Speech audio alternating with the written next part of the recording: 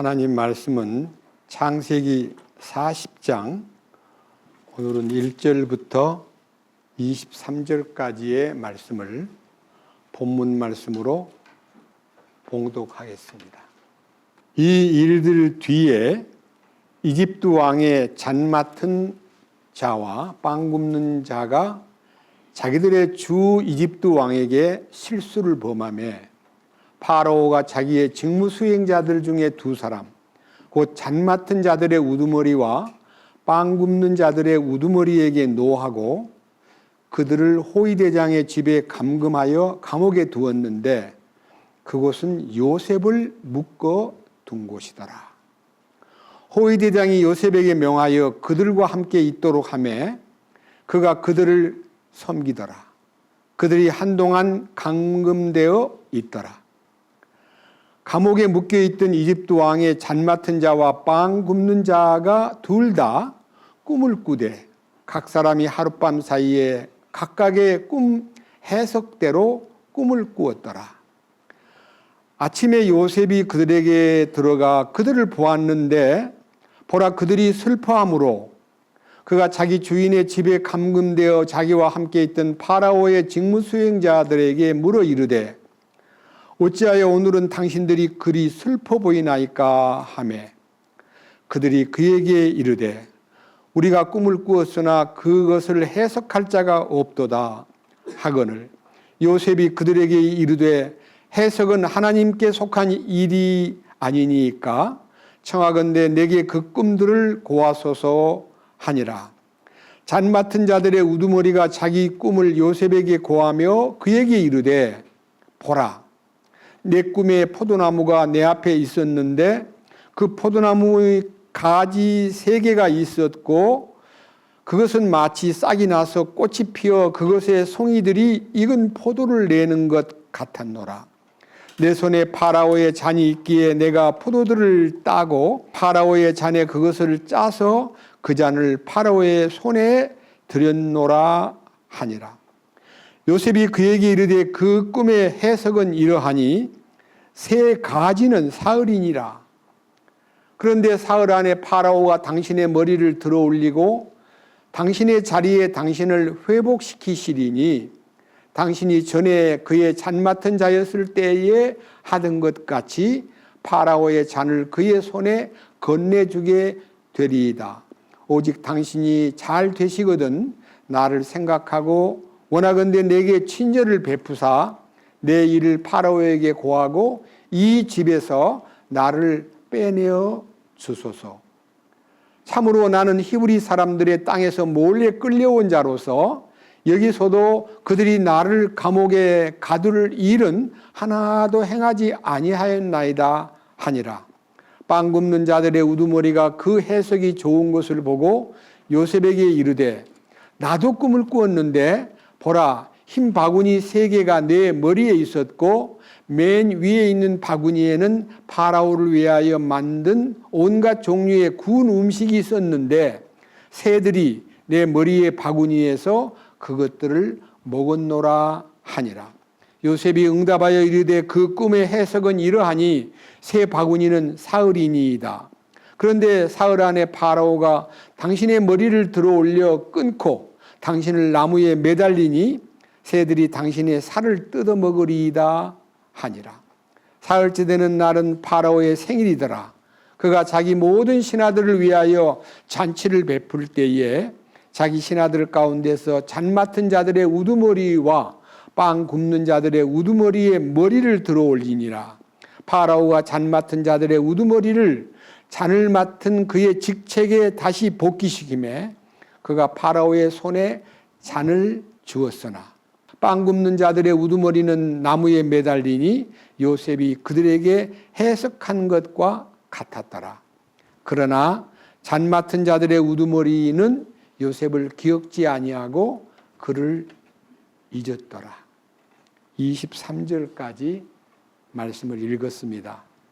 다시 한번 기도드리겠습니다.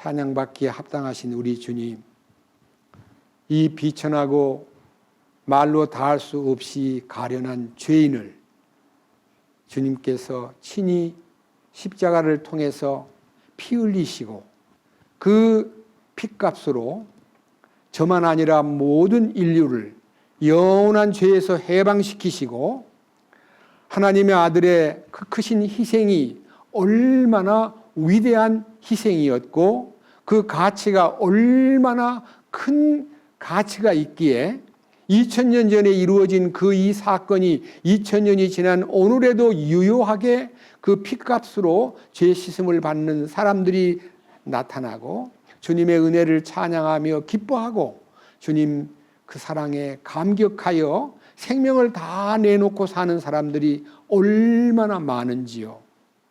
오늘 또 이 거룩한 말씀을 전하기 위해서 제가 이 단에 섰습니다. 오늘은 창세기 40장 말씀을 읽었습니다. 이 말씀이 3700년 전에 이루어진 한 사람 혹은 몇 사람의 꿈꾼 얘기가 저희들과 무슨 관계가 있고 저희들이 이 말씀에서 무엇을 깨달을 수 있고 배울 수 있는가를 이 시간 성령님께서 말씀을 통해서 역사해 주시옵소서. 이 말씀을 전하는 제 입술과 제 표현을 주장해 주시고 말씀을 듣는 사랑하는 모든 형제님과 자매님들에게 놀라운 성령님의 도우심으로 이 말씀을 공유하고 이 말씀을 내 것으로 만들어 하나님께서 원하시는 사람으로 우리의 남은 일생을 살아갈 수 있도록 이끄시옵소서. 우리 주 예수 그리스도의 이름으로 기도드렸습니다. 아멘. 오늘 읽은 이 성경 얘기는요, 꿈 얘기입니다. 여러분들도 꿈을 꾸신 적이 많잖아요. 그런데 어떤 꿈이 하나님이 주신 꿈이고, 어떤 꿈이 마귀가 준 꿈이고, 어떤 꿈이 내가 꾼 꿈이고, 이렇게 꿈이 세 가지가 있어요. 심리학적으로나 많은 꿈의 분석을 하는 분들이 꿈이 세 가지가 있는데, 첫째 꿈은 일반적인 사람들이 꾸는 꿈, 잡된 꿈이에요. 그냥 보통 꿈이에요. 그런데 그 꿈을 꾸고도 매우 두려워하는 사람도 있고 좋아하는 사람도 있고 걱정하는 사람도 있고 꿈이 너무 다양해요. 그 꿈을 일반적인 꿈이라고 말해요. 그런데 오늘 읽었던 이 성경에서 나타나 있는 꿈 중에 가장 의미 있는 꿈은 하나님이 주신 꿈이에요. 하나님이 주신 꿈은 참으로 특별한 꿈이고 그 꿈은 우리 인생을 바꾸는 거예요. 그런데 마지막 꿈은요, 마귀가 준 꿈이 있어요. 마귀가 준 꿈은 어떤 꿈이냐? 굉장히 많은 사람을 절망에 빠뜨리고 어렵게 만들고 때로는 하나님을 저버리게 만드는 꿈을 꾼 사람들이 그 자기 꿈을 가지고 사람들을 유혹하고 못되게 인간을 나쁜 길로 몰아가는 그런 꿈 얘기도 있습니다. 제가 이 세 가지 꿈을 먼저 성경에서 규명하고 여러분들과 제가 나는 평소에 내가 보통 꿈은 꾸고 있지만 하나님이 주신 꿈은 못 꿨는가? 꾼 적이 있는가? 이걸 한번 생각해 보면서 이 제가 색깔로 자연적인 일반적인 꿈하고 하나님이 주신 꿈하고 마귀가 준 꿈하고 세 가지를 성경적으로 분류시키겠습니다. 먼저 일반적인 꿈입니다. 전도서 5장, 구약성경 전도서 5장을 보시면 전도서 5장 3절을 보겠습니다. 일반적인 꿈입니다. 5장 3절. 꿈은 일이 많아 생기고 어리석은 자의 목소리는 말이 많아 알려지느니라. 또 한 번 7절. 꿈이 많고 말이 많으면 헛된 것도 많게 되나니 오직 너는 하나님을 두려워할지니라. 이 꿈이 왜 생기느냐? 일이 복잡하고 막 얽히면요 반드시 꿈을 꿔요. 낮에 막 일 때문에 막 머리를 쓰고 왜 이렇게 안 되지? 왜 이렇게 힘들지? 하고 막 일 속에서 헤매던 사람은 반드시 꿈을 꾸는데 그 일 속에서 일이 풀어진다든지 일이 비끌린다든지 이렇게 밤에 꿈속에서 자기가 막 애쓰고 힘썼던 그 일 때문에 밤중에 꿈을 꾸는데 그 꿈은 자기의 생각 속에서 원함이 있기 때문에 일이 잘 되기를 바라는 마음으로 잠을 잤는데 일이 풀렸다든지 또는 일이 꼬였다든지 그런 이상한 꿈을 꾸는데 일이 많은 사람에게 꿈이 생기고 말이 많은 사람이 어리석은 목소리를 낸다. 말을 많이 하는 사람은 그 말 속에 헛소리를 하고 남에게 상처 입히는 소리를 하고 쓸데없는 소리를 하게 되니까 입을 지켜라. 그런 뜻이에요. 그리고 일도 너무 복잡하게 꾸려나가려고 막 발버둥 치지 말고 하나님 제 뜻대로 마시고 주님 뜻대로 해주세요. 제 소원은 이렇게 많지만 제 소원이 하나님 앞에 합당하지 않으면 제 소원을 거두어 주시고 주님의 뜻을 저한테다가 보여주십시오 하고 주님에게 의지하는 사람은 꿈이 별로 없어요. 근데 주님 의지 안 하고 막 자기 혼자서 막 몸부림치고 막 머리를 조아리고 하면 그것이 반드시 꿈을 통해 이렇게 좌우로 잘 되는 것도 있고 안 되는 것도 있고 헷갈리는 것도 있고 해서 일반적인 꿈이 우리에게 보통 주어진 꿈이에요. 일이 많으면 꿈이 반드시 따른다는 거예요. 그 다음에 마지막 얘기 7절에 꿈이 많고 말이 많으면 헛된 것도 많게 되나니 오직 너는 하나님을 두려워할지니라. 그래서요 우리가 많은 일을 놓고 막 그걸 이루려고 발버둥 치지 말고 하나님 제 마음속에는 많은 일을 하고 싶고 이 일도 하고 싶고 저 일도 하고 싶고 돈도 벌고 싶고 출세도 하고 싶고 이런 마음이 있지만 하나님이 저에게 내리시는 운명과 경륜이 있다면 저를 인도해 주십시오라고 부탁하면 그런 잡된 꿈이 많이 생기지 않는다. 그런 뜻입니다. 일이 많은 속에서 반드시 꿈이 온다. 그것을 잊지 마시기 바랍니다. 일반적인 꿈입니다. 자, 하나님이 주신 꿈. 하나님이 주신 꿈이 무슨 꿈일까요?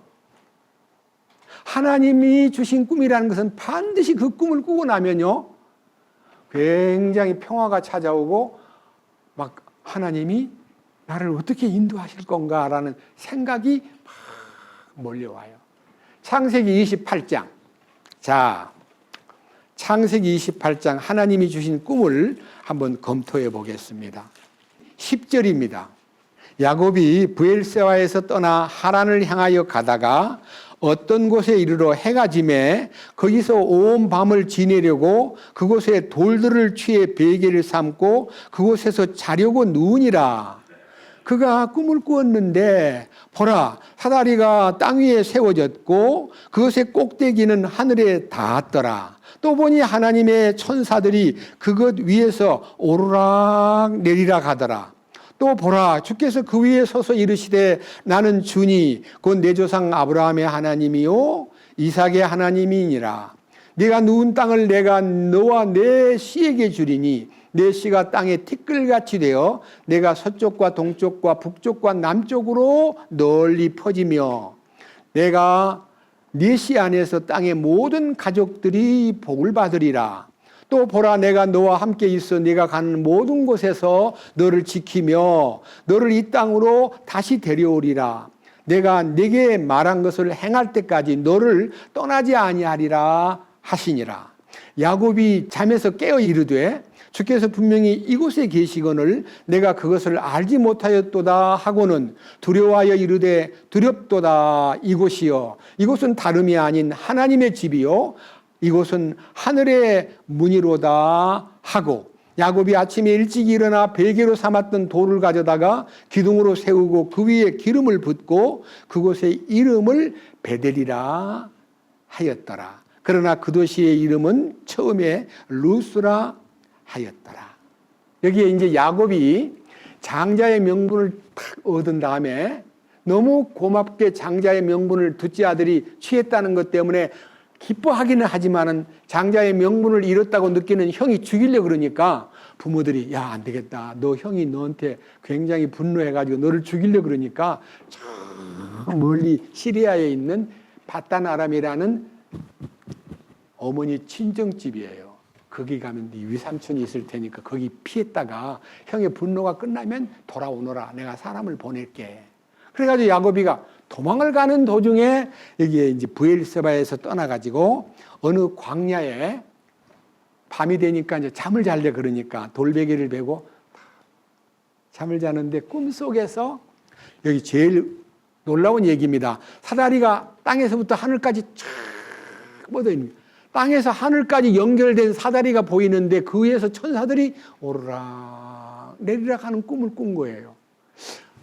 이게 무슨 꿈일까? 여러분, 이 꿈이 예수님에 대한 꿈이에요. 사닥다리가 땅에서 하늘까지 연결이 된 그런 사닥다리가 어디 있습니까? 사다리가 하늘까지, 땅에서 하늘까지 연결되면서 그 하늘에서 천사가 내려오기도 하고 올라가기도 하고 사다리를 타고 그 꿈을 보고 야, 이게 무슨 꿈이냐 하고 생각하니까 하나님이 그 꿈 속에서 내가 지금 자고 있는 그 장소가 물론 이제 나중에 이름을 베델이라 불렀지만요. 베델은 가나안 땅의 가장 예루살렘 북쪽의 중심지로 하나님의 집이라고 불리우는 땅이 야곱이 꿈을 꾸었던 자리예요. 근데 이 꿈이 야곱이라는 사람은 BC 1700년경 사람이에요. 그런데 이 꿈이 요한복음 1장 보겠습니다. 자, 이제 신약성경 요한복음 1장에 이 꿈이 무슨 꿈인가 하는 것을 해몽하는 얘기가 나옵니다. 자, 요한복음 1장 47절부터 볼게요. 요한복음 1장 47절. 예수님께서 나다나엘이 자기에게 오는 것을 보시고 그를 가리켜 이르시되 참으로 이스라엘 사람을 보라. 그 속에 간사함이 없도다. 빌비라는 고향 친구가요. 야, 오늘 메시아를 만났거든? 너 가자. 그 메시아한테. 무슨 메시아야? 갈릴리 사람이야. 야, 성경에 갈릴리에서 어떻게 메시아가 온다고 돼 있어? 갈릴리 사람 그러면 아니야. 베들레헴에서 와야 돼. 가짜야.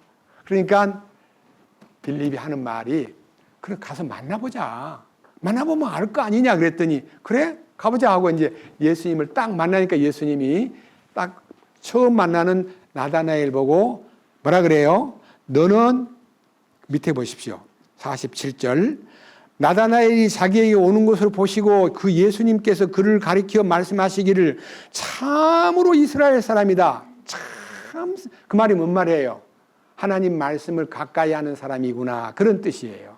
두 번째, 나다나엘이 참으로 이스라엘 사람이로다라고 말하면서 너는 간사하지 않은 인간이구나. 아무 말을 듣고 무조건 믿는 게 아니라 철저히 따지는 걸 보니까 네가 철저한 인간임에 틀림없구나 하고 자기를 딱 칭찬을 하니까 깜짝 놀래가지고 48절 나다나엘이 그분께 이르되 어떻게 나를 아십니까? 예수님께서 그에게 대답하여 이르시되 빌립이 너를 부르기 전에 네가 무화과 나무 아래 있을 때에 내가 너를 보았노라. 이 깜짝 놀랄 얘기를 하는 거예요. 무화과 나무 아래서 뭘 했냐면요. 이 나다나엘은 성경을 보고 기도를 했습니다. 그러니까 묵상하면서 오신다는 메시아가 언제 오셔요? 저는 메시아를 갈망하고 있습니다. 이렇게 기도를 하고 있는데 빌립이 또 오더니 메시아를 만나러 가자 그러니까 어디 사람이냐 그러니까 갈릴리 사람이라는 거예요. 아이고 갈릴리에서는 메시아가 안 와. 베들레헴에서 온다 그랬지. 그러면서 거절하니까 아니 가자 만나보자고. 그러니까 억지로 끌고 예수님 앞에 떠왔는데 너 참 이스라엘 사람이구나. 네 속에 간사함이 없구나 하니까 어떻게 저를 아세요? 깜짝 놀라서 물어보니까 네가 빌립을 만나기 전에 무화과나무 아래 있을 때 내가 너를 보았다. 그러니까 깜짝 놀라는 거야. 자기가 어떻게 무화과나무 아래에서 기도하고 묵상하는 것을 어떻게 저분이 안단 말인가? 뒤에서 다 나를 쳐다보고 있었나? 깜짝 놀래가지고 그분 앞에 감탄을 하니까 예수님이 49절에서 이렇게 응답하여요. 나다나엘이 응답하여 이르되 라삐여 선생님은 하나님의 아들이시오 선생님은 이스라엘의 왕이로소이다. 갑자기 예수님이 자기의 모습을 자기의 과거를 너무 잘 꿰뚫어 보고 있다는 걸 느낀 나머지 나의 하나님의 아들이시고 이스라엘의 왕이신 것이 믿어집니다라고 그냥 고백을 하는 거예요. 나다나엘이. 자, 그 다음 보세요. 50절 예수님께서 그에게 응답하여 이르시되 내가 너를 무화과나무 밑에서 보았다고 네게 말하였으므로 네가 믿느냐? 네가 이것들보다 더 큰 일들을 보리라 하시고, 마지막 절을 주의해서 들어보세요. 또 그에게 이르시되 진실로 진실로 내가 너희에게 이르노니 이후로는 하늘이 열리고 하나님의 천사들이 사람의 아들 위에서 오르락 내리락 하는 것을 너희가 보리라. 야곱의 꿈속에서 사다리가 땅에서부터 하늘까지 연결되었는데 거기서 천사들이 오르락 내리락 하는 것을 본 성경에 있는 얘기인데, 예수님이 자기한테다 비유를 들어가지고 이후에는 내가 너를 무화과나무 아래에 있었다는 걸 알았다는 것 때문에 네가 나한테 고백을 하고 나를 믿는다 그랬는데 아니야, 더 큰 일이 있어 하면서 이후로는 자 진실로 진실로 내가 너희에게 이르노니, 이 나다나엘에게 말하면서 내가 너에게 이르노니라는 말을 하지 않고 나다나엘을 포함해서 모든 성경을 읽는 사람에게 말하노니, 그러니까 너희라는 복수를 쓴 거예요.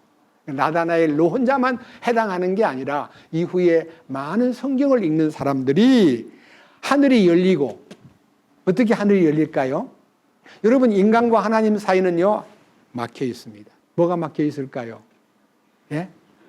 이사야 55장 보면 너희의 죄가 구름같이 인간과 나 사이를 통로가 다 막혀버리고 아무리 말해줘도 들리지 않을 만큼 막혀버리고 담을 쌓아놨는데 그것이 쫙 열리는 거예요. 어떻게 열릴까요? 하늘이 열리고, 그 다음에 하나님의 천사들이 사람의 아들 인자 예수 그리스도를 통해서 오르락 내리락 하는 것을 보여준다.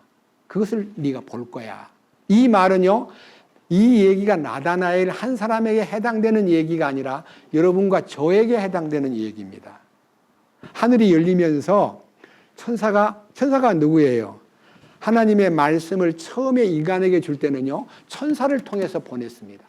천사는 하나님의 심부름꾼이에요. 그래서 말씀이 천사를 통해서 인간에게 전달되었고, 그것이 나중에 모세라는 사람이나 기타 성경의 많은 기자들에 의해서 기록이 되었는데, 그 기록된 성경이 우리로 하여금 하늘이 열리는 것이 보이게 되고, 십자가를 통해서, 그리고 거기서 하나님의 은혜가 내리락 오르락, 내리락은 하나님께서 우리에게 주시는 은혜가 전해지는 통로를 얘기하는 거고, 오르락 하는 것은 우리가 그 은혜를 찬송하고 감사하고 영광 돌리고 이렇게 비천한 죄인을 용서해 주시니 고맙습니다 라고 말하는 것이 십자가를 통해서 내리락 오르락 하는 통로가 열렸다 하는 얘기를 예수님이 풀어주신 거예요.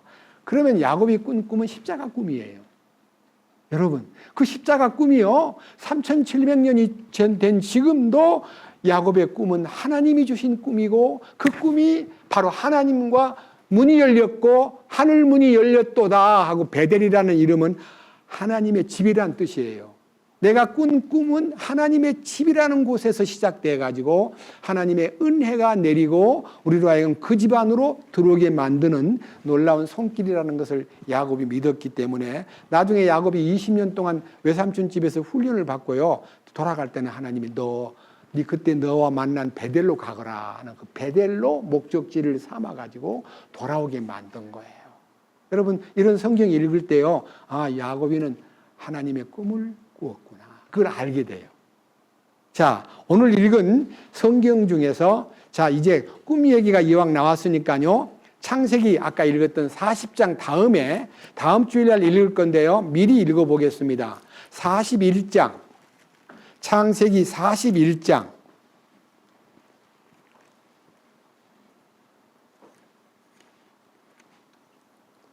14절입니다. 창세기 41장 1절부터요 13절까지는 파라오라는 이집트의 유명한, 그 당시 세계를 지배하던 파라오라는 왕이 꿈을 꿨어요. 여기 제목이 파라오의 꿈이잖아요. 41장 1절의 꿈. 파라오 왕이 꿈을 꾸었다고 되어 있는데 14절, 이에 파라오가 사람을 보내어 요셉을 부르니 그들이 급히 그를 감옥에서 데려오므로 그가 수염을 깎고 옷을 갈아입고 파라오에게 들어오니라. 파라오가 요셉에게 이르되 내가 한 꿈을 꾸었으나 그것을 능히 해석하는 자가 없는데 내가 너에 관하여 들으니 너는 꿈을 이해하여 능히 해석한다 하는도다. 요셉이 파라오에게 응답하여 이르되 그 일은 내게 있지 아니하니이다. 하나님께서 파라오에게 화평의 답을 주시리이다 하니라. 파라오가 요셉에게 이르되 보라 내가 꿈에 강둑이에 서 있었는데 보라 살찌고 잘생긴 암소 7마리가 강에서 올라와 풀밭에서 뜯어먹더라. 또 보라 그것들의 뒤를 따라 빈약하고 심히 못생기고 야윈 다른 암소 7마리가 올라왔는데 그같이 나쁜 것들은 이집트 온 땅에서 내가 결코 보지 못하였노라. 그 야위고 못생긴 암소들이 처음에 살찐 암소 7마리를 먹었으며 그것들이 그것을 먹었으나 그것을 먹었는지 알 수 없었고 그것들이 여전히 처음과 같이 못생겼더라. 이에 내가 깨니라. 꿈 얘기를 자꾸 하는 거예요. 파라오가 꿈을. 여러분 7마리 살찌고 포동포동한 암소가요 또 올라와서 놀고 있는데 저 뒤에서 삐쩍 마른 7마리 병든 아주 이제 형편없는 7마리가 싹 올라오더니요 소를 잡아먹는 거예요. 7마리 소를. 그러니까 그런 꿈을 꾸었는데 이 파라오가 이집트의 유명한 꿈 해몽가, 점쟁이, 그 다음에 별을 보고 점치는 사람, 각종 방법으로 이 꿈을 해석하는 사람을 모아다가 꿈 얘기를 딱 들려주면서 해몽을 해보라니까 아무도 알아맞히지 못하는 거예요. 그래서 이 번민 속에서 왕이 괴로워하고 있을 때에 술 맡은 관원이 왕이시여 무슨 걱정거리가 생기셨나요? 그랬더니 야 내가 너한테 말할 필요가 없는데 참 내가 너무 답답해서 나 술 맛도 안 난다. 왕이시여 말씀해 보세요 하니까 왕이 사실은 내가 어젯밤에 꿈을 꿨는데 해몽할 사람이 없어가지고 내가 사람을 찾고 있는데 아무도 그 똑똑하다는 점쟁이들과 꿈 해몽가들이 해석을 못하니 내가 정말 답답하구나 그랬더니 왕이시여 제가 혐의를 받고 감옥에 있을 때에 감옥소 안에 그 젊은 애가 하나 있는데요 요셉이라는 히브리인인데 꿈을 너무 잘 풉디다. 걔를 데리고 올까요? 그랬더니 그래? 그런 애가 있어? 데리고 와. 그래서 여기 보니까요 파라오가 사람을 보내어 요셉을 감방에서 끌어낼 때에 수염을 깎고 옷을 갈아입히고 파라오의 앞에 불러들여 가지고 꿈 얘기를 딱 들려주는데 41장 내용은 꿈을 해몽하는 요셉의 얘기입니다. 여러분 요셉이 꿈을 꾼 사람 중에 하나지만요 해몽도 하는 거예요. 여러분 요셉이라는 사람이 꿈꾼 얘기를 또 봐야 되는데 그거는 지난번에 설교 때 했기 때문에 요셉이가요 꿈을 꾸고 나서 이 들에서 곡식을 탁 베고 있는데 곡식단을 각각 형제간들이 한 단씩 묶어가지고 11단이 딱 서 있는데 요셉이 만든 단 앞에 그 11단이 탁 절을 합디다. 곡식들이 절을 합디다. 또 좀 있다가 또 요셉이 또 꿈꾸고 하는 말이 해와 달과 11별이 내 앞에 와서 탁 절을 합디다. 그러니까 아버지가 야 이 녀석아 아버지와 어머니와 네가 형제간들이 너한테 절한다는 얘기가 맞지 않지 않냐 무슨 그런 얘기를 하냐 그랬나. 그러나 아버지는 그 요셉의 꿈을 마음에 두니라. 여러분 나중에 요셉이가 총리가 된 다음에 아버지 어머니 그리고 형제간들이 다 와서 요셉 앞에 엎드리는 거예요. 총리라고 알았기 때문에. 나중에 아들이 자기를 밝힘으로써 너무나 고맙고 이스라엘 민족 전체를 70명 되는 식구를 다 구해내고 흉년이 들어가지고 이집트 땅에 7년의 대풍년이 들어가지고 엄청난 작물이 풍요로웠는데 7년이 흉년이 딱 닥쳐오면서 그 7년 풍년을 다 잡아먹어버리는 그 꿈을 꾼 그 파로왕의 꿈을요 꿈 해몽하는 요셉이 현명하고 지혜로운 총리를 하나 두어가지고 그 7년 풍년을 잘 요리해가지고 저장해 놓았다가 흉년이 들 때 잘 대비하시면 넉넉히 겪을 수가 있고 이길 수가 있습니다. 현명한 총리를 하나 세워서 나라를 잘 관리하시면 되겠습니다 하고 물러가니까 잠깐만 청년 이 나라 안에서 이렇게 하나님의 계시를 받고 꿈을 잘 푸는 사람이 어디 있겠냐. 자네가 나의 총리가 되다오.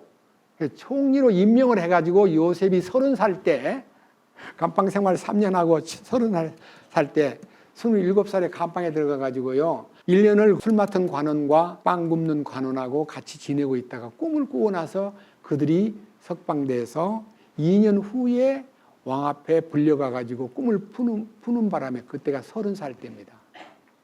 놀라운 얘기예요.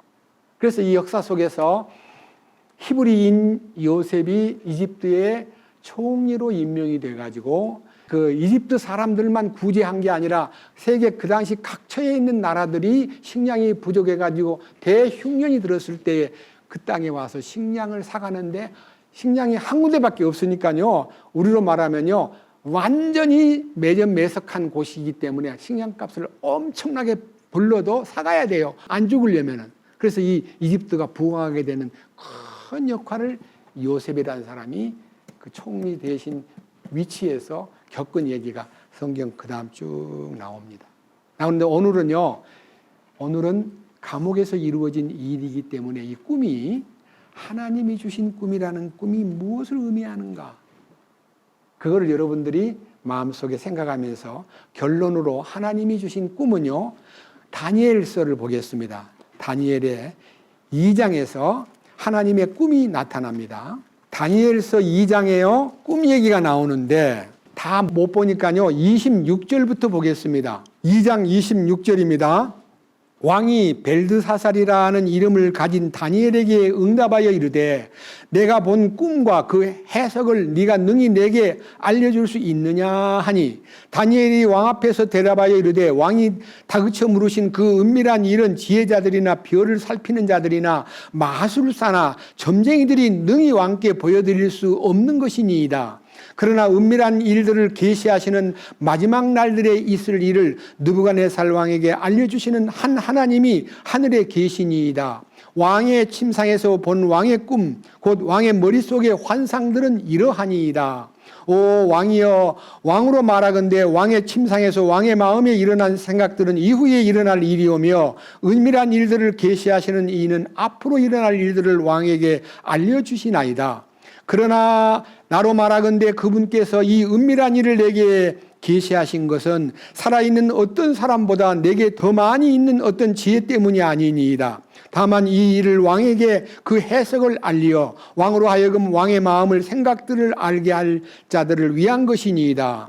오 왕이여, 왕이 보셨사온데 보소서 큰 형상이니이다. 이 큰 형상이 왕 앞에 섰는데 그것의 광채가 뛰어나고 그것의 형태가 두려웠고 그 형상이 머리는 정금이요 그의 가슴은 두 팔은 은이요 그의 배와 두 넓적다리는 노시요 그의 두 다리는 쇠요 그의 두 발은 얼마는 쇠요 얼마는 진흙이었나이다.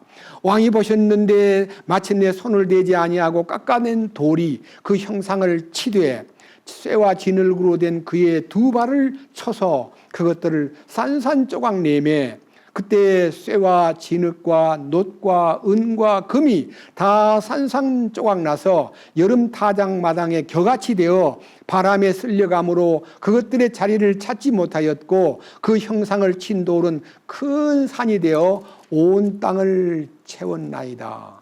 이 얘기를 또 다니엘서 2장을 다 얘기해야 되는데 너무 시간이 없으니까 잠깐 얘기하겠습니다.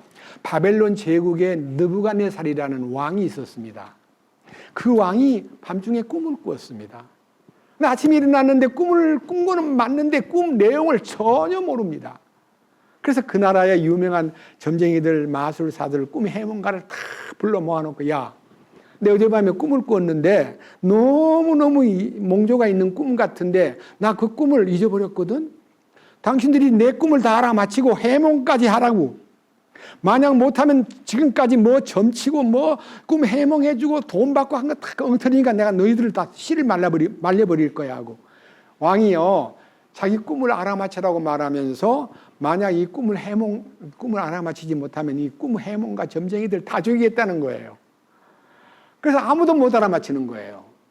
드디어 어떤 사람들이 다니엘한테까지 와서 다니엘 굉장히 지혜로운 한 위치에 있기 때문에요. 당신도 죽게 생겼네. 아, 왕이 꿈을 해몽 못하면, 꿈을 알아맞히지 못하면 다 죽인다 그러는데 어떻게 할 거야? 그러니까 다니엘이 걱정하지 마. 나는 하나님께 기도하겠어. 하고 이제 사드락과 메삭과 아벳느고를 불러가지고 같이 하나님께 기도를 해요. 하나님 왕의 꿈을 보여주십시오. 그날 밤 하나님이 다니엘에게 왕이 꾼 꿈 내용을 다 보여주시는 거예요. 그 꿈을 받아가지고 왕 앞에 왕이여 왕이 꾼 꿈이 이런 꿈 아닙니까? 여기에 왕이 꾼 꿈은요, 31절. 왕이시여, 당신이 보신 꿈은 이렇습니다. 큰 형상을 하나 보았는데 광채가 뛰어나고 그 형태가 너무 두려웠고 그 형상의 머리는 정금, 그의 가슴과 두 팔은 은, 그의 배와 두 넓적다리는 놋, 그의 두 다리는 쇠요, 그의 두 발은 얼마는 쇠요, 얼마는 진흙이었습니다. 그런데 왕이 보신 그 큰 형상이 어디서부터 날라온 돌에 의해서 산산조각 나가지고 여름 타작마당에 겨같이 돼버린 거, 그런 꿈을 꾸셨지요. 그랬더니 왕이 맞아 그 꿈 맞아. 그래서 다니엘이요 그 꿈을 쫙 풀어내는 거예요. 36절부터요 이 끝절 49절까지 왕이 꾼 꿈을 전부 다 해몽을 하는데, 여러분, 역사는요 하나님의 손길에 의해서 만들어지고 하나님이 자기 경영을 하시는 것이 역사입니다. 히스토리라는 단어는요 사람들이 만들어낸 역사가 아니고 그분의 스토리입니다. 히스는 하나님을 말하고 스토리는 이야기입니다. 하나님의 이야기가 인간에 의해서 필요한 시대에 인물을 세워서 주연을 맡기고 그 인물이 또 퇴장하면 다음 막에서 또 다른 인물을 세우는데요. 그 당시 황금 시대라고 불리웠던 바벨론 시대가 느부갓네살 왕의 황금머리 시대입니다. 그 다음에 황금머리가 금시대였던, 그 다음에는 메데와 페르시아라고 하는 은시대가 이 양 어깨, 양팔, 페르시아 시대, 은시대, 그 다음에 노시대, 메데와 파사, 그 다음에 헬라 제국, 그 다음에 로마 제국, 그 다음에 열왕, 이렇게 5개의 세대로 구별돼 가지고 마지막 발가락 시대가 흙과 진흙하고 쇠가 엉켜있는 시대. 지금 우리 시대는요 진흙과 쇠가 얽혀있는 발가락 시대입니다. 발가락 시대가 뭐예요? 사람이 말로 다 못하게 허물어지기가 딱 좋은, 여러분 집을 지을 때 제일 단단한 것이 기초가 되고 그 다음에 위에 올라갈 때 그 기초가 튼튼해야 잡아주는데, 위에는 금으로 되어 있는데 밑에는 흙하고 철하고 서 있는 거예요, 양쪽에. 지금 이 시대가 그런 시대입니다. 그런데 한 민족이 그 철과 진흙이 합하지 않은 것처럼 합하지 않게 됨으로써 늘 분쟁이 생기는데, 여러분 세계 분쟁의 가장 핵심은 유대인입니다. 이스라엘 사람. 이스라엘 사람들은 강철같이 강한 민족이라 2000년 동안 나라를 잃어버리고도 나라를 되찾은 민족입니다. 우리는 36년 동안 일본 사람 밑에서요 솔직히 압박당하고 많은 소위 말하는 착취를 당할 때 우리는 그 한이요 그 오래도록 여러 가지 방법으로 이 러시아나 아니면 저 중국이나 아니면 또 일본 빼놓고요 각 나라에 우리는 늘 역사의 침략사를 보면요 930번 이상 우리가 침략을 받았고 우리 손으로 선제 공격을 한 번도 한 적이 없던 민족입니다. 그런데 일본이 우리를 보호해 준다는 핑계를 대고 을사늑약 조약을 맺어가지고 우리를 완전히 잡아가지고 나라의 주권을 빼앗아 버리고 국민들의 문자와 언어도 없애버리고 역사도 막 지워버리고 중요한 많은 고고학적 증명들도 다 일본으로 가져가 버리고 이렇게 해서 우리가요 일본 사람한테 당한 한이 너무 크기 때문에 36년 동안 당한 일본 사람과의 관계에서 우리의 한이요 일본을 꼭 이겨야 된다. 일본은 우리의 원수다. 일본 사람에 대한 원한이요 우리들의 지금 후손들에게 계속 흐르고 있습니다. 중국에서 다른 나라가 그럽니다. 아니 너네들은 일본 사람한테 30년 정도밖에 안 당했는데 야 몇백 년 동안 저 중국한테 당한 얘기는 원한이 없니? 이렇게 물을 정도예요. 일본과의 관계에서 우리는 굉장히 마음에 분노가 있습니다. 근데 우리가 목표를요 중국에다 안정하고 일본 우리보다 훨씬 잘 살고, 여러분 30년 전 40년 전에 우리 일본 갔다 오면 뭐 해야 돼요? 밥통 사와야 되고요. 냉장고 일제 월남 갔다가 올 때도요. 선풍기 일제 사가지고 오면 막 좋아가지고 막 이게 춤을 췄어요. 근데 지금 우리나라의 물건들이 일본제를 훨씬 능가해가지고 지금 우리가 밥솥 사거나 이거에 선풍기나 가전제품 살 때 일제 안 사요. 국산은 얼마든지 세계적인 물건이 된 거예요. 근데 우리가 일본을 추월했다는 얘기가 나와요. 다 추월한 건 아닌데요. 일본 사람이 우리한테 대해서 굉장히 자존심 상해하고, 옛날에 우리 자기 밑에 모습으로 있던 사람이 자기 위에 올라가면 얼마나 속상해요. 자기들의 머슴같이 됐던 우리가 너무 잘 떼고 있으니까요. 일본 사람이 시기가 나가지고 어쩔 줄 모르는데 요즘에 일어나는 붐을 한번 여러분 혹시 아시는지 몰라요. 일본 청년들이 한글을 공부하기 시작했습니다. 야, 가다카나 히라카나 너무너무 한문에 섞인 것 같아. 평생을 배워도 모르는 글자가 많던데 한국은 이렇게 조직적으로 과학적으로 이해하기. 한 사흘만 배우면 다 그냥 터득을 한다는 거예요. 그러니까 한글로 돌아가자. 일본 젊은 애들이 한글 배우자. 한글로 우리 문자를 바꾸면 좋겠다 하는 사람들이 중국에서도 일어나고 일본에서도 일어나고 프랑스에서도 일어나고 여기저기에서 한글 예찬론이 솟구치는데 이렇게 얘기합니다. 세종대왕이라는 사람은 신의 계시를 받은 사람 아닌가 할 정도로 이 한글이 세계에 영향을 주고 있고 세계의 공용어로 만들어야 되겠다고 유엔에서도 말할 만큼 한글이 특별한 문자입니다. 너무 감사해요. 그런데 제가 오늘 여기서 이 얘기, 꿈에 대한 얘기를 하는데 이 꿈이 주어진 목적은요, 하나님의 경영을 바벨론 시대에서 황금 시대에서부터 역사가 끝나는 말미까지 다니엘 2장을 통해서 하나님의 경륜, 태산을 이루는 그 사안돌이 뭡니까? 여러분들이 사안돌들이에요.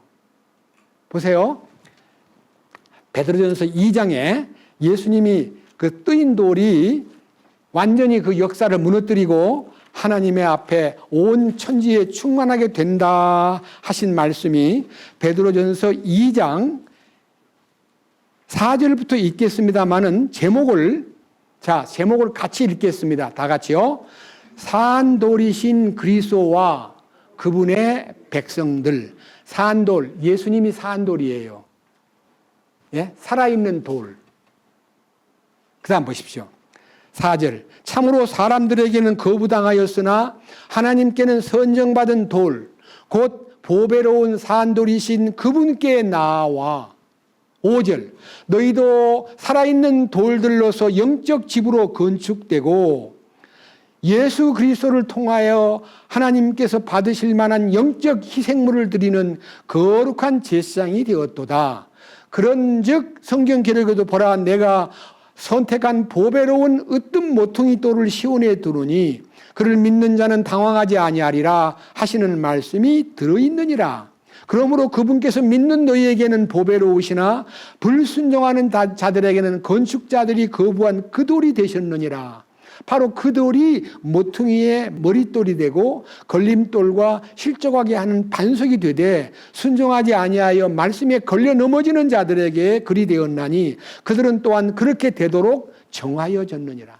자, 예수님은 사안돌인데요. 예수님을 바라보고 믿음으로 그분을 사안돌로 인정하면 자기가 사안돌로 변화되지만요. 그를 거부하고 무시하면 그 돌이 심판하는 돌, 그를 멸망시키는 돌, 거침의 돌이 된다라고 예언했습니다.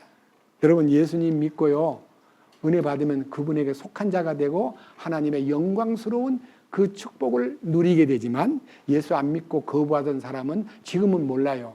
죽은 후에 다시 부활해가지고 영원한 심판을 받을 때 그 돌이신 예수님이 나타나서 너희들이 내가 너에게 얼마나 은혜를 베풀고 십자가의 은혜와 사랑과 죄사함과 거듭남과 성령의 충만함과 영생을 준다고 약속했건만 너희들이 우습게 여기고 버렸지 하면서 그 십자가를 거부한 인류가 영원한 심판을 받고 불과 유황불이 붙는 지옥으로 들어갈 때의 장면이 요한계시록 20장에 잘 묘사되어 있습니다. 여러분, 지옥은 인간을 보내기 위해서 만들어진 곳이 아닙니다.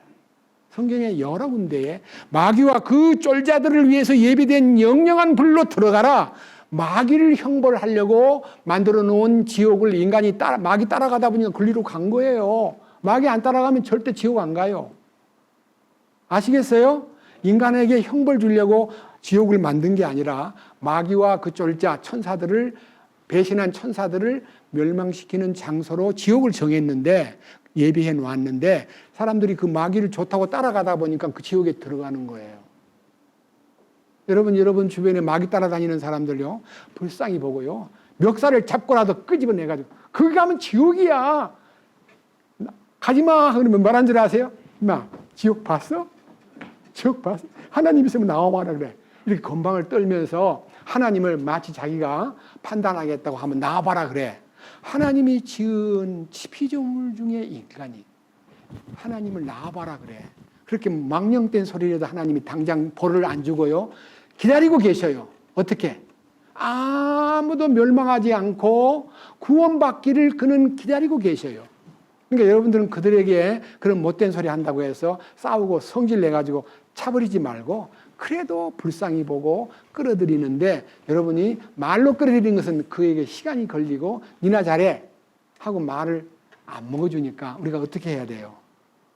희생하고 사랑하고 여유롭게 품어주고 그에게 내가 예수 믿고 달라진 점을 조금이라도 보여만 주면요.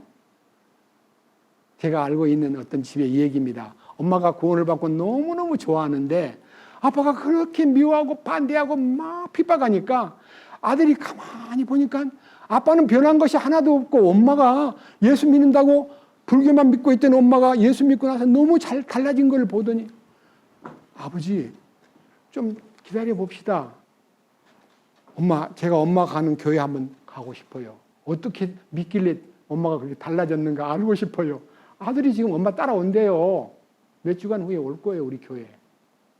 여러분 그런 변화가 된 모습을 삶 속에서 보여주면 핍박하는 남편은 무작정 핍박하지만 아들이 보고 객관적으로 우리 엄마는 변했어. 달라졌어. 난 그 교회 가면서 우리 엄마가 새로워진 걸 보니까 난 가봐야 되겠어. 그렇게 마음이 끌리는 거예요. 왜? 주님이 주신 꿈을 꾸고 있기 때문입니다. 오늘 이런 꿈 얘기를 하려면 시간이 많이 걸리기 때문에 여기까지만 하고요. 이제 마귀가 준 꿈을요. 몇 군데 보겠습니다. 신명기 13장입니다. 구약 성경 저 앞에 창세기, 출애굽기, 레위기, 민수기, 신명기 13장 아주 명확하게 나와 있습니다. 신명기 13장 1절 너희 가운데 대언자나 꿈꾸는 자가 일어나 표적이나 이적을 네게 보이고 그가 네게 말한 그 표적이나 이적이 이루어질 때에 이르기를 네가 알지 못하던 다른 신들을 우리가 따라가자 그를 섬기자 할지라도 너는 그 대언자나 그 꿈꾸는 자의 말들에 귀를 기울이지 말라. 주 너희 하나님께서 너희가 너희 마음을 다하고 혼을 다하여 주 너희 하나님을 사랑하는지 알기 위하여 너희를 시험하시느니라. 너희는 주 너희 하나님을 따라 걸으며 그분을 두려워하고 그분의 명령을 지키며 그분의 음성에 순종하고 그분을 섬기며 그분을 굳게 붙들고 그 대언자나 그 꿈꾸는 자는 죽일지니 이는 그가 이집 땅에서 너희를 데리고 나오시고 속박의 집에서 너희를 구속하신 주 너희 하나님으로부터 너희를 떼어놓으려고 하며 또 주 내 하나님께서 너에게 걸으라고 명령하신 길에서 너희를 밀어내려고 말하였기 때문이라. 너는 이같이 내 한가운데 악을 제거할지니라. 그러니까요, 꿈꾸는 자가요, 꿈을 꿨다는 걸 말해주면서 막 이적도 보여주고 기적도 보이면서 날 따라와. 너희 그래야 살아. 그 시시한 거 하나님 믿는 건 너 바보 같은 짓이야. 버려. 나 따라오면 돼 하고 눈에 보이는 기적을 꿈 얘기를 하면서 끌어내는 사람이 나타나리라 그랬습니다. 그래서요, 여러분 꿈 가지고 오늘날 교회에서 득세하는 사람 많아요. 어젯밤 내가 하나님을 만났어. 저도 만났다는 사람하고 얘기를 해봤거든요. 제가 이제 기도원에서 어떤 분이요, 자기 하나님 배웠다고 하길래 어떻게 생겼습니까? 그랬더니요, 하얀 옷을 입고 수염을 길게 기르고 아주 인자하게 보이는 자기가 생각하는 하나님이요, 한국 사람이에요.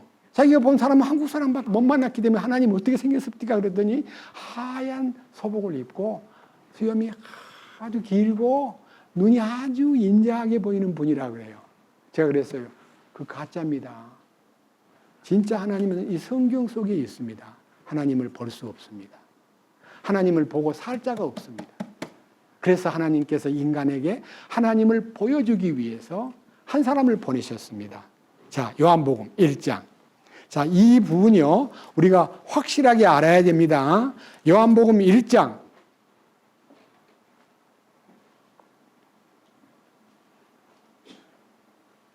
17절과 18절 끝절입니다. 요한복음 1장 17절. 이는 율법은 모세를 통해 주셨으되 은혜와 진리는 예수 그리스도를 통해 왔기 때문이라. 아무도 어느 때나 하나님을 보지 못하였으되 아버지 품속에 계신 독생자께서 그분을 밝히 드러내셨느니라. 그래서 예수님 보고 따라가던 제자들이 예수님 궁금해요. 하나님 아버지가 보고 싶어요. 하나님 아버지 어떻게 생겼어요? 그랬더니 그래? 하나님 아버지가 보고 싶어? 나를 본 자는 아버지를 보았어. 나와 아버지는 하나야. 이해해요? 못해요? 인간에게 하나님을 보면 살 사람이 아무도 없어요. 하나님 보면 즉사해요.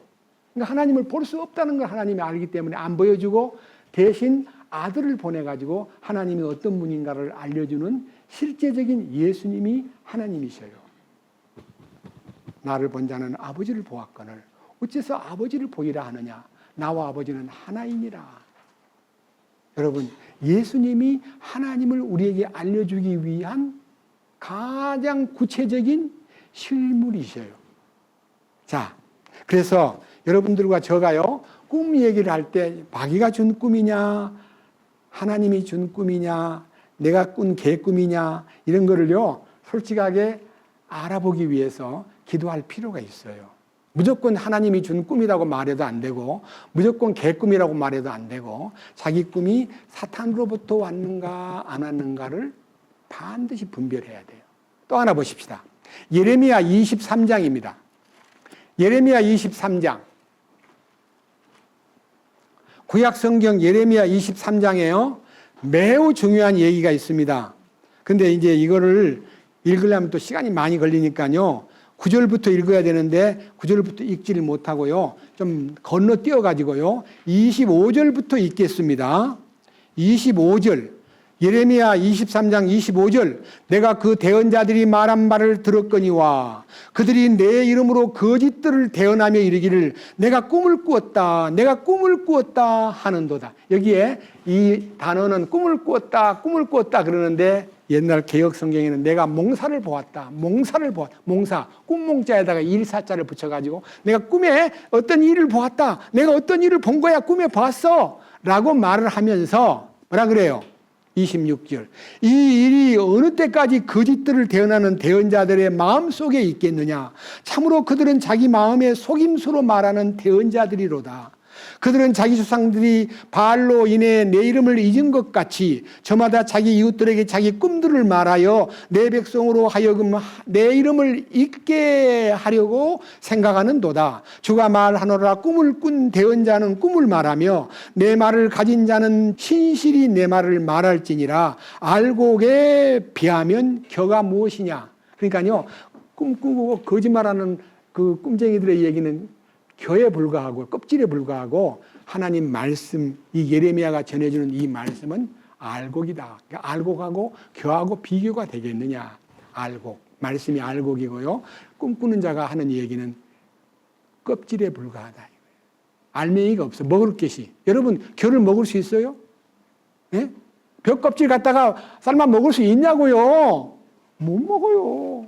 그 다음 밑에 보세요. 또 하나 있습니다. 29절. 주가 말하노라. 내 말이 불 같지 아니하냐. 바위를 산산조각 부수는 쇠망치 같지 아니하냐.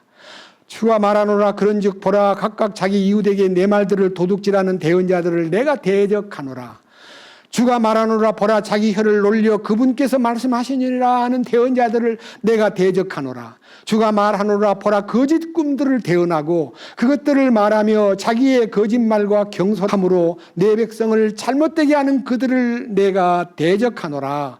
그러나 내가 그들을 보내지도 아니하였고 그들에게 명령하지도 아니하였나니 그러므로 그들이 이 백성에게 아무 유익을 끼치지 못하리라. 주가 말하노라.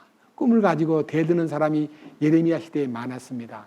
근데 한 사람 예레미야만이 말씀을 가지고 이 민족을 이제 이스라엘 민족의 여기 남쪽 이스라엘 예레미야는 남쪽 이스라엘 소위 말하는 유다 왕국에 대한 예언인데요. 너무너무 강하게 이제 바벨론이 이제 이스라엘을 치려고 남쪽 이스라엘을 치려고 하니까요. 하나님께서 너희들이 잘못한 것 때문에 말씀을 버리고 내 말에 귀 기울이지 아니한 일 때문에 벌을 받을 테니까 순수하게 바벨론 몽둥이를 맞고 거기서 항복을 하면 내가 구해줄게 하니까요. 왕과 그 이하의 많은 사람이 매국노입니다. 저 바벨론에 우리를 팔아먹으려고 항복하라 그러는데 저놈은 죽여야 됩니다니까 몽땅 그제 예레미야를 끌어다가 감옥에다 탁 집어넣어버려요. 그리고는 이 거짓말하는 절대로 안 망합니다. 우리가 이길 수 있습니다. 어떻게 하면 되나? 그랬더니 이집트 왕한테 도움을 구하세요. 이집트 왕한테 의지해가지고 싸우라는 거예요. 이집트가 먼저 망해버렸어요. 그리고 그 후에 BC 587년에 바벨론에게 철저하게 남조 이스라엘이 망하고 성전이 불태워지고 예루살렘이 다 잿더미가 되어버렸어요. 이것이 예레미야서의 눈물의 선지자 예레미야의 얘기입니다. 그런데 그 당시도 꿈꾸는 대언자가 너무 많았습니다. 여러분, 제가 왜 이 말씀을 드리느냐 하면요, 꿈을 가지고 하나님 말씀을 풀어주는 사람들이 꽤 많아요. 일반 교회도요, 저도 어린 시절부터 기도원 아주 많이 다니고 산기도도 많이 다니고 젊을 때부터 찾느라고 많이 산천을 헤맸습니다.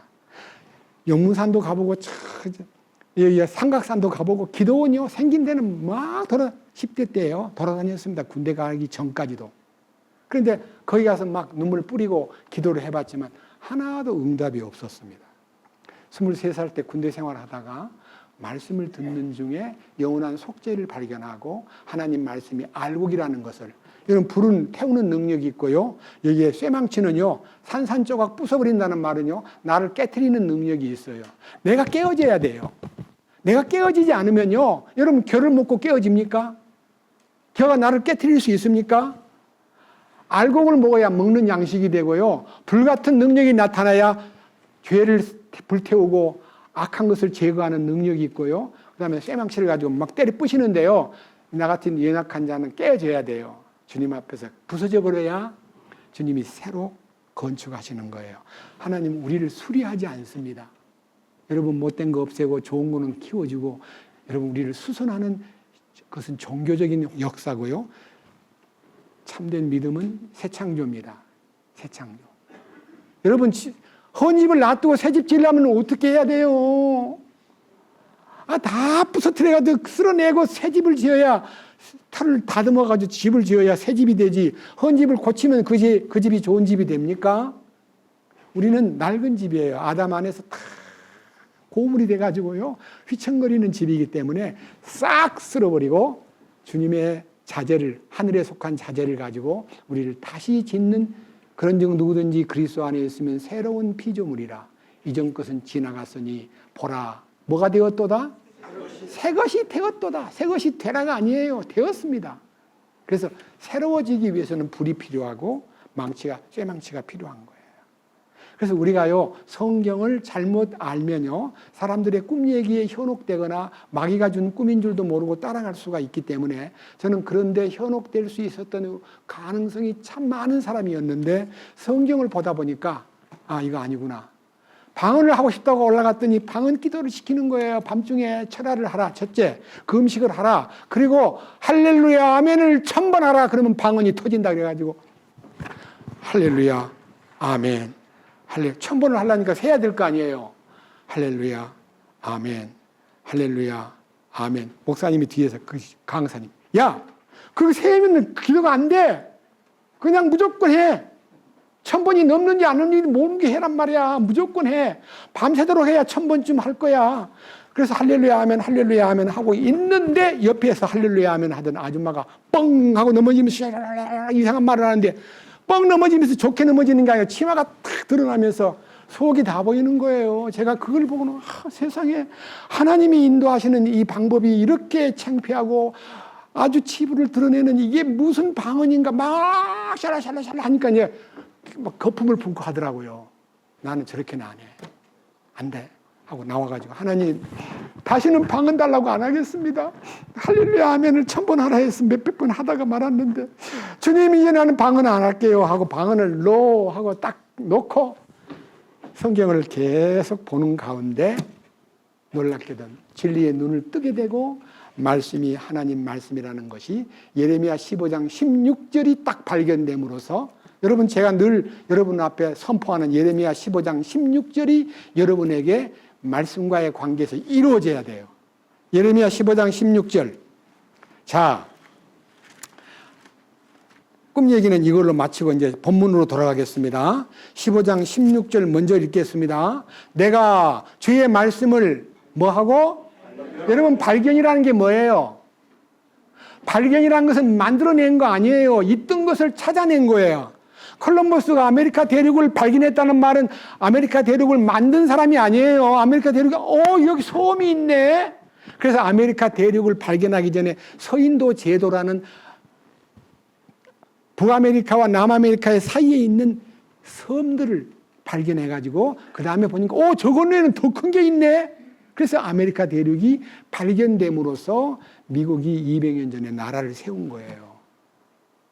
여러분, 발견하는 것은요, 없던 것을, 내가 모르던 것을 찾아낸 거예요. 있다는 말을 들었는데 어디 있는지는 모르겠어 하고 고민하던 끝에 이 말씀이구나 하고 말씀이 발견되는 순간에 그로 인해서 발견만 되고 알아낸 걸로 끝나지 않고 그걸 먹어야 돼요. 말씀이 먹어져요. 이 말씀을 먹는 것을 영의 양식이라 그래요. 머리로 아는 게 아니고 마음으로 깨닫는 것을 먹는 거라 그래요. 먹어서 그 말씀이 내게 기쁨이 되고 마음의 즐거움으로 나타나면서 내 고백이 오 만군의 여호와여 나는 주의 이름으로 불립니다 하고 주님의 소유로 내가 이관된 것을 발견하는 것이 말씀을 발견할 때의 기적이에요. 내가 주인인 줄 알았더랬는데 내가 마음대로 내가 왕노릇 했더랬는데 예수님의 말씀이 발견되는 순간에 나는 멋모르고 주인 노릇을 했는데 죄송합니다. 제 자리를 내려놓겠습니다. 주여 당신이 나의 주시며 나의 왕이십니다 하고 예수님을 왕으로 모시는 소유주가 그분이라는 것을 알게 되는 놀라운 기적이 말씀을 발견할 때 일어나는 거예요. 자, 그런데 이제 본문 창세기 40장으로 돌아가겠습니다. 자, 창세기 40장 1절입니다. 이 일 뒤에 이집트 왕의 잡 맡은 자와 빵 굽는 자가 자기들의 주 이집트 왕에게 실수를 범하며 파라오가 자기 직무 수행자들 중에 두 사람 곧 잡 맡은 자들의 우두머리와 빵 굽는 자들의 우두머리에게 노하고 그들을 호위대 장의 집에 감금하여 감옥에 두었는데 그것은 요셉을 묶어둔 곳이더라. 호위대 장이 요셉에게 명하여 그들과 함께 있도록 하며 그가 그들을 섬기더라. 그들이 한동안 감금되어 있더라. 자, 요셉이 39장에서 요셉이 감옥에 들어간 얘기가 나오는데 보디발 장군의 아내의 유혹을 뿌리쳐가지고 거절했다는 이유로요 죄를 뒤집어 쓰고 나를 강탈하려고 대드는 놈을 내가 소리를 질렀더니 자기 겉옷을 놔두고 나갔다고 덮어 씌워가지고 감옥에 집어넣는데 그 감옥이 잡범들을 집어넣는 일반 감옥이 아니라 시위대장에 속한 특별 관리를 하는 감옥에다가 그 아이를 집어넣고 궁중에서 왕의 술 맡은 관원과 빵을 굽는 관원들이 많은데 그중에 수장, 그중에 이제 우두머리들 2명이 왕을 살해하려고 음모를 꾸민 얘기가 고소가 돼가지고 두 사람을 왕이 성질이 나가지고 그 감옥에다 넣는데 요셉이 갇힌 감옥에다가 집어넣은 거예요. 그런데 이 요셉이가 가만히 있는데 보디발 장군이 오더니 왕궁에서 왕의 음식을 장만하는 주방장하고 술 맡은 관원장이 들어올 텐데 네가 잘 모셔. 알았지? 보디발 장군이 이 요셉한테 새로 들어오는 감옥에 들어오는 그 두 사람을 잘 섬기라고. 보세요. 4절. 호위대장이 요셉에게 명하여 그들과 함께 있도록 하며 그가 그들을 섬기더라. 그러니까요. 요셉이 그 감방에 들어온 아주 이 중요한 왕의 직책을 맡은 두 사람을 섬긴다는 말은 감옥에서 잘 보좌를 했다는 거예요. 자, 그다음 이게 첫 번째 얘기입니다. 5절.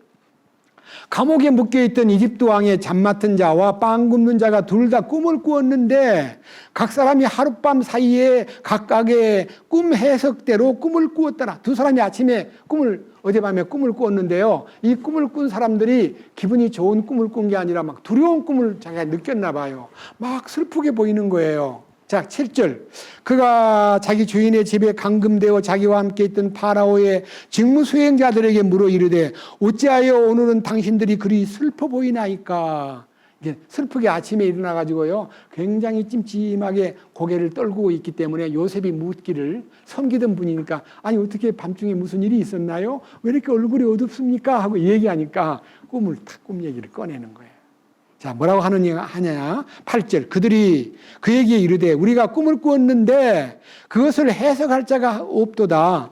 하거늘 요셉이 그들에게 이르되 해석은 하나님께 속한 일입니다. 하나님이 해석해 줄 거예요. 그러니까 원하건대 내게 꿈을 말해 주세요 하니라. 9절. 잠 맡은 자가 먼저 입을 열어가지고 자기 꿈을 요셉에게 고하며 이르되 내가 꿈속에서 포도나무 한 그루를 보았다. 그런데 그 포도나무에 가지가 3개가 펼쳐져 있는데 마치 싹이 나서 꽃이 피고 열매를 맺는 포도송이들이 익은 포도를 내는 것 같았노라. 내 손에 파라오의 잔이 있길래 내가 그 포도를 따서 파라오의 잔에다가 짜가지고 그 잔을 파라오의 손에 드렸다 하는 어젯밤 꿈꾼 얘기를, 포도나무를 본 것과 포도나무에 가지가 3가지가 있고 꽃이 피고 열매가 맺고 포도가 익었다는 걸 아는 순간에 포도를 따가지고 파라오의 잔에다가 짜서 그 포도즙을 왕한테 바쳤어. 그런 꿈을 꾸는데 무슨 징조요? 하고 물어보니까 요셉이 딱 꿈을 해몽하는 거예요.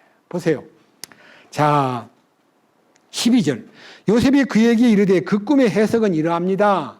3가지는 사흘을 말하고, 13절. 사흘 안에 파라오가 당신의 머리를 들어 올리고 당신의 자리를 당신에게 회복시키리니 당신이 전에 잠 맡은 자였을 때 하던 것 같이 당신은 파라오의 잔을 그의 잔에 손에 건네주게 되리이다. 오직 당신이 잘 때거든 나를 좀 생각해 주시고 내게 친절을 베풀어 내 일을 파라오에게 고하고 이 집에서 나를 빼내 주소서. 이 요셉이가, 그분이 이제 석방되면은 분명히 사흘 되면 왕께서 당신을 석방해서 복직이 될 텐데 잘 풀리거들랑 왕 앞에다가 내 얘기를 좀 해줘요. 그래서 나를 이 감옥에서 좀 나오게 해주세요. 그러면서 요셉이 자기가 당했던 과거 얘기를 하는데요. 주인을 비방하거나 보디발 장군의 아내를 비방하거나 내가 억울하게요. 난 절대 그러지 않았는데 파렴치하게 내가 마치 사모님을 건든 것처럼 그렇게 들어왔거든요. 근데 난 억울해요. 전혀 근방에도 안 갔거든요. 하고 이제 자기 변명을 길게 늘어놓았다면요. 세상에 보디발 장군의 아내가 그렇게 못됐어 하고 이 술 맡은 관원이 왕 앞에 와서 왕이시여 들어보니 그 요셉이라는 애가 그 사모님 보디발 장군의 부인이 오히려 겁탈하려다가 안 되니까 거꾸로 죄를 뒤집어 씌웠대요. 얼마나 억울한 일이에요. 그러면 어때요? 그 집이 망가지는 거예요. 근데 요셉이는 그 얘기 해요, 안 해요? 참 너무너무 하나님의 공의를 믿기 때문에 2가지 얘기합니다. 뭐라고 얘기하냐? 자, 15절. 참으로 나는 히브리 사람들인데 그 땅에서 몰래 끌려온 자로서, 몰래 끌려오기는 뭐 팔려온 사람, 형들이 나를 팔아먹었어요. 나를 이스마엘 상인들한테 팔아먹어가지고 내가 보디발 장군 집에 노예로 팔렸어 하는 세세한 얘기를 해야 되는데 형들이 비위를 말하지도 않았고, 그 다음 또 한 가지. 여기서도 끌려와서도 그들이 나를 감옥에 집어넣을 일을 하나도 행하지 아니하였습니다.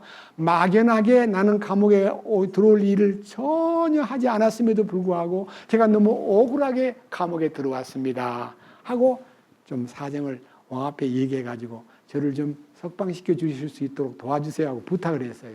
만약요 그 술 맡은 관원장이 복직이 돼가지고 열심히 요셉이를 구출했다고 하면 요셉이는요 나오자마자 어디로 갔겠어요? 보디발 장군 집에 안 가요. 빨리 고향으로 돌아갔을 거예요. 상상을 해보세요. 지긋지긋한 노예 생활, 내가 감옥에 있다가 왕의 특별 명령에 의해서 석방이 됐으면 나는 아유 빨리 집으로 가야지. 내가 집으로 돌아가야지 하고 집에 가버리면 총리가 돼야 안 돼요. 그러니까요 하나님이 그 술 맡은 관원장의 생각을 딱 고정시켜가지고 출세를 하고 회복이 되니까 뭐라 그랬어요? 23절. 그러나 잔 맡은 자들의 우두머리는 요셉을 잊어버렸고 기억하지 않았고 그를 잊었더라. 참 잘하신 거예요. 나중에 왕이 필요로 할 때 기억이 나야지. 아니 미리 석방을 시켜가지고 석방운동 해가지고 만약 자유로워지면 고향으로 돌아가 버리고 말 거예요. 그러면 총리 될 길이 막혀버리잖아요. 여기서 더 2년을 기다린 거예요. 보세요. 41장 1절. 만 2년이 끝난 뒤에 파라오가 꿈을 꾸니라. 파라오의 꿈 때문에 이 술 맡은 관원장이 제가 감옥에 있을 때 2년 전에요. 그 감옥 안에 꿈 잘 푸는 젊은이가 있습니다. 그 꿈이 해몽된 대로 저는 석방이 되고 그 친구는 사형된 거를 그 애가 다 알아맞춥디다. 그 애를 불러올까요? 하고 왕 앞에 건의함으로써 왕이 불러와. 그래서 왕의 꿈을 해몽함으로 총리가 된 거예요. 하나님의 경륜이 따르는 사건이다. 이걸 성경을 읽으면서 발견한 거예요. 자, 그 다음 보세요. 자, 40장 12절. 요셉이 그에게 이르되 그 꿈이 해석은 이러하니 새 가지는 사흘입니다. 그런데 사흘이 지난 뒤에 파라오가 당신의 머리를 들어 올리고 당신의 자리를 당신을 회복시키리니 당신이 전에 그의 잠 맡은 자였을 때에 하던 것 같이 파라오의 잔을 그의 손에 건네주게 되리이다. 오직 당신이 잘 되시거든 나를 생각하고 원하건대 내게 친절을 베푸사 내 일을 파라오에게 고하고 이 집에서 나를 빼내 주소서. 여러분, 그 당시 죄수가요, 아무리 무거운 죄를 지어도요, 왕이 그래 석방시켜. 그러면 왕의 명령이 간단하게 석방, 재판을 안 받고도 석방이 돼요. 근데 만약요, 이 요셉이를 재판정에 딱 세워가지고 그 집에 사모님 불러들이고 보디발 장군 증인으로 세워가지고 어떻게 된 거요? 사건을 한번 얘기해 보시오. 하고 만약 요셉이 하고 싶은 말 다 해버리고 아무리 보디발 장군의 아내가 안 그랬어요. 나는 한 번도 걔를 유혹한 적이 없어요. 제가 나를 덤벼들길래 내가 소리를 질렀더니 제가 지 겉옷을 두고 도망갔거든요. 하고 아무리 말해도 심리하는 재판관은요. 말소리를 들어보고 그의 음성소리만 들어도 대강요. 심증이 가는 예가 많습니다. 맞아요, 안 맞아요? 물증은 없어도요. 분명히 심증이 가고 증인으로 서 있는 보디발도 요셉이 그런 놈이 아니야. 그럴 리가 없어. 내가 10년 이상 데리고 있었지만 한 번도 나를 실망시킨 적이 없고 그가 우리 집에 온 후에 우리 집이 형통하고 잘 되고 모든 안팎이 하나님의 도우심을 받았고 그는 하나님과 함께 하던 사람인데 어떻게 그렇게 파렴치한 행위를 했을까 봐. 저 사람이 했을 거야. 틀림없이 그 아내가 혐의가 포착돼가지고 잘못하면 큰일 날 일이 아마 둘이가 헤어지든지 문제가 생길 거예요. 근데 요셉이는요, 전혀 보디발 장군의 아내에 대한 결점이나 문제를 말하지도 않고 나는 여기서도 감옥에 들어올 일은 하나도 하지 않았어요. 라고만 얘기하고 끝내는 걸 보면요, 요셉의 마음가짐이 굉장히 하나님 앞에 용서받은 사람답게 남을 이해하려고 노력하는 사람의 모습이 보인다는 것을 저는 포착했습니다. 그 다음 보십시오. 16절 빵 굽는 자들의 우두머리가 그 해석이 좋은 것을 보고 야, 저 친구 해몽해 주는 거 보니까 내 얘기도 해야겠다 하고 나는 이런 꿈을 꾸었네요. 40장 16절 하반절에 나도 꿈을 꾸었는데 보라 흰 바구니가 3개가 내 머리 위에 있었고 맨 위에 있는 바구니에는 파라오를 위하여 만든 온갖 종류의 구운 음식이 있었는데 새들이 내 머리 위에 바구니에서 그것을 먹었노라. 여러분, 바구니가 3개가 있는데요. 그 3개 바구니를 이게 머리에다 이고 제일 위에다가 파라오에 바칠 음식을 준비해 놨는데 그걸 왕 앞에 갖다 주는 게 아니라 새들이 와서 먹어버렸다는 거예요. 이 꿈을 들은 요셉이 뭐라 그럽니까? 18절 요셉이 응답하여 이르되 그 꿈의 해석은 이렇습니다. 새 바구니는 사흘을 의미합니다. 그런데 사흘 안에 파라오가 당신의 머리를 들어 올려 끊고 당신을 나무에 매달리니 새들이 당신의 살을 뜯어먹으리이다 하니라. 그러니까요, 사형을 당한다는 당신은 혐의가 잡혀가지고 왕 앞에 사형을 당할 꿈을 꾸신 겁니다. 라고 하니까 얼마나 그 잔인한 해석입니까? 근데 냉정하게 얘기를 해주는 거예요. 그 순간 보세요. 20절 사흘째 되는 날 파라오의 생일이더라. 그가 자기 모든 신하들을 위하여 잔치를 베풀 때에 자기 신하들 가운데 잔 맡은 자들의 우두머리와 빵 굽는 자들의 우두머리의 머리를 들어 올리니라. 머리를 들어 올린다는 말은 불러내는 거예요. 감옥에서 딱 불러놓고 잔 맡은 자는 혐의가 없다고 판정 내려서 다시 복직을 시키고요. 저건 날 죽이려 했어. 저는 사형시켜. 죽여. 이렇게 죽이는 명령이 내려지는 거예요. 밑에 보세요. 자, 21절 파라오의 잘 맡은 자들의 우두머리는 잔을 맡는 그 직책에 다시 복귀가 되고 그가 파라오의 손에 잔을 주었으나 빵 굽는 자들의 우두머리는 나무에 매달리니 요셉이 그들에게 해석한 것과 같았더라. 요셉이 꿈을 해석한 것과 같았더라. 그러나 뒤에 23절 잔 맡은 자들의 우두머리가 요셉을 기억하지 아니하고 그를 잊었더라. 여기서 잘 잊어버린 거예요. 만약 요셉이를 구출하려고 노력해가지고 석방을 시키면 요셉이는 보디발 장군 집으로 안 돌아가고 아유 내가 노예 생활 지긋지긋해서 하고 도망을 가서 집으로 도망을 갈 수 있는 30살 된 나이였습니다. 그런데 그 감옥에서요 2년 후에 보세요. 41장 1절 만 2년이 지난 뒤에 파라오가 꿈을 꿨다. 다음 주일날 파라오의 꿈을 통해서 요셉의 해몽을 듣기로 하고요. 이 성경에 나타나 있는 꿈과 꿈의 해몽이 주는 의미가 뭐냐면요. 절대로 꿈을 사람이 푸는 거 아니에요. 여기 나와 있잖아요. 40장 8절 그들이 그에게 이르되 우리가 꿈을 꾸었으나 그것을 해석할 자가 없도다. 하거늘 요셉이 그들에게 이르되 해석은 하나님께 속한 일이 아닙니까? 청하건대 내게 그 꿈을 고하소서. 하나님께 속한 꿈을 해몽하는 일은 하나님의 지혜가 있어야 됩니다. 그래서 우리는요 꿈을 푸는 것도요 하나님이 주신 꿈이어야 되고 하나님이 꿈을 풀어주는 지혜와 계시가 임해야 되기 때문에 요셉이는 꿈을 꾼 자이면서도 하나님이 주신 꿈을 푸는 사람이에요. 여러분 이 땅에서 그런 인간의 문제나 그런 꿈의 문제를 풀어줄 수 있는 분은 뭐밖에 없다는 걸 알려주냐면 예수님밖에 없어요.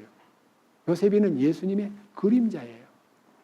우리가 야곱이가 꾼 꿈을 야곱이가 세상을 떠난 후 1700년이 지난 후에 예수님이 그 꿈은 바로 내 꿈이야. 요한복음 1장에서 나다나엘아 네가 더 놀라운 기적을 볼 거야. 그래서 이 땅에서 하늘로 연결된 사닥다리인 십자가와 그 십자가의 은혜가 하늘에서 인간에게 전달되는 과정과 인간이 그 십자가의 은혜를 깨닫고 나면 그 십자가를 통해서 하나님께 영광과 찬송을 드리는 그 관계가 예수님에 의해서 열린다는 것을 비전으로 보여주었고 그 꿈이 오늘날 우리에게도 그대로 이루어지고 있는 겁니다. 이 놀라운 사실들이 성경을 통해서 발견하고 성경을 통해서 하나님의 꿈이 우리에게 어떻게 이어지고 우리에게 어떻게 이루어지는가를 알면 우리는 성경을 읽을 때도 하나님 감사합니다. 주의 뜻대로 이루어지이다라고 맡길 수밖에 없습니다. 뭐 용꿈 꾸었다, 뭐 왕꿈 꾸었다, 뭐 별별 꿈을 꾸면 재수가 있다 그러는데 그거 다 사탄이 준 꿈이에요. 우리는 주님 주신 꿈을 꿔야 돼요. 그래서 오늘 찬송가 마지막 부를 찬송가가 우리가 주님을 꿈꾸는 사람으로서의 찬송가를 490장을 통해서 같이 봅시다. 먼저 기도하겠습니다.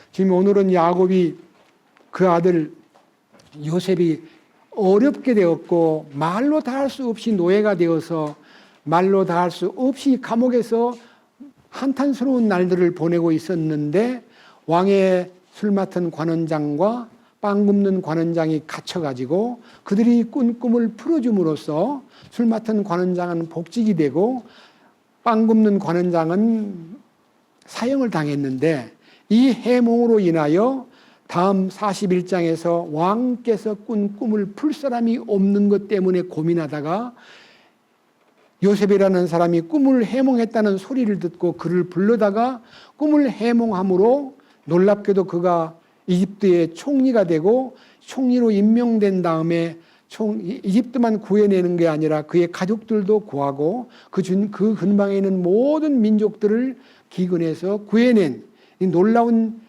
정치적인 사람, 그리고 하나님이 쓰시는 사람, 하나님의 지혜가 공급된 사람이 총리가 됨으로써 이집트를 부흥시킨 그 역사 얘기를 다음 주간에는 할 것입니다. 그것이 바로 요셉의 얘기나 꿈 얘기나 모든 그 결과가 우리가 야곱이 꾼 꿈을 통해서 사닥다리가 땅에서 하늘로 연결되었듯이 인간과 하나님 사이의 관계를 십자가를 통해서 연결시켜 하나님의 속한 은혜를 인간에게 전해주고 인간이 받은 은혜가 감사해서 십자가를 통해서 찬송과 경배와 감사를 드리게 됨으로써 하나님과의 사이에서 십자가를 통해서만이 오르락 내리락하는 교통이 이루어진다는 사실을 믿게 되었습니다. 이 놀라운 축복이 우리들 몇 사람에게 제한되지 아니하고 우리 민족들에게도 열리고 우리의 이웃들에게도 열리고 우리의 가족들에게도 이 축복이 열릴 수 있도록 주여 은혜 베풀어 주시옵소서. 우리 주 예수 그리스도의 이름으로 기도드렸습니다. 아멘.